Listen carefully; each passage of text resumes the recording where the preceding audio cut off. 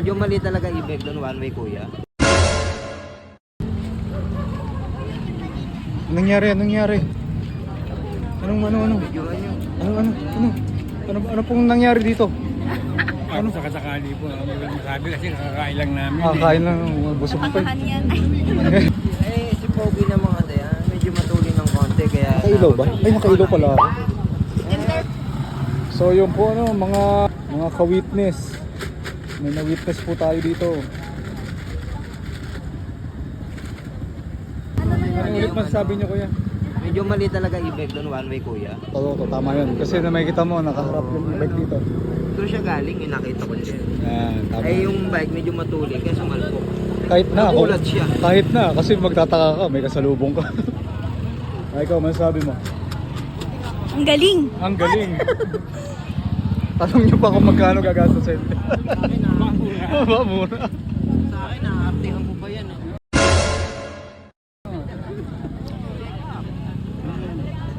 AJ guys, nagasgasan. Kawawa yung bike. Kilala mo yun? Anong pangalan niya? AJ. AJ, ilang taon na siya? 16. 16 years old. Kawawa yung bike. Sa eyewitness, no? Kawawa yung bike. Ano bali? Bali yung ano? Yung parplay lang. Pero maayos pa. Ano na yun? Kailan? Ay, hindi kanya? Oh, well. Hindi, parplay lang, basag, tas butas. Pero walang tama yung rim. Pero mali nga yan. Okay naman pala yung bike eh. Kakakanyan, pag talsik, gumanyan yung bike. Ah, Pixie ba yun? Pixie yun? Tignan nyo kung saan nakaharap yung e-bike.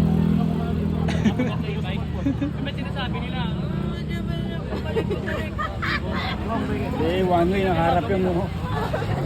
Nagugulat ka talaga, wala naman dumadaan pabalik din. Tapos may kotse pa dito sa gilid.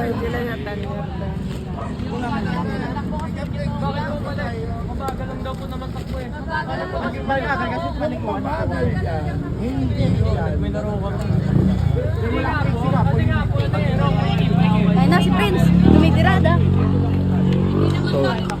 So yun po, no, gusto nyo baguhin natin yung sitwasyon. May road rage ba yun? Nagulo na. No? Yan, mga ka-pixie. Ay nabala kung sinong ano, tama, sinong mali.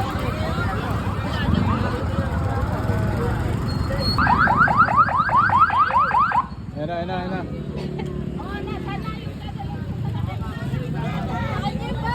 Sakay nyo na yung bike.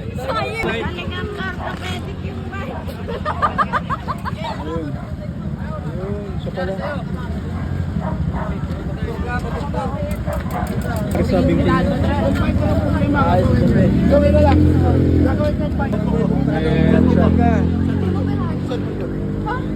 Kala ko binigay mo sa akin cellphone mo. Oo, bakit dito yun? Nakagawa ka pa.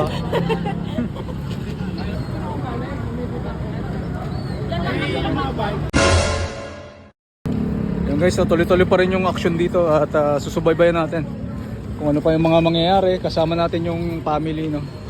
Tingnan natin kung ano mangyayari dito. Anong masasabi nyo, Nay?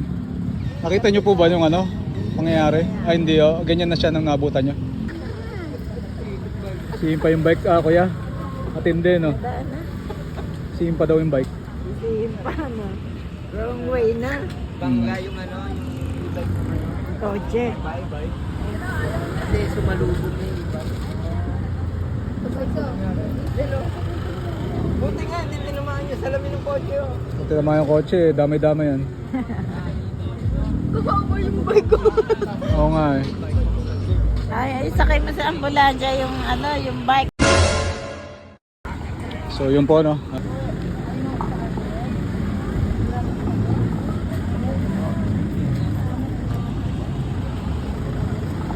So sila po yung involved sa aksidente. So yun po, no? Napakagaling ng Red Cross. Talagang nakantabay lang sila. Action agad.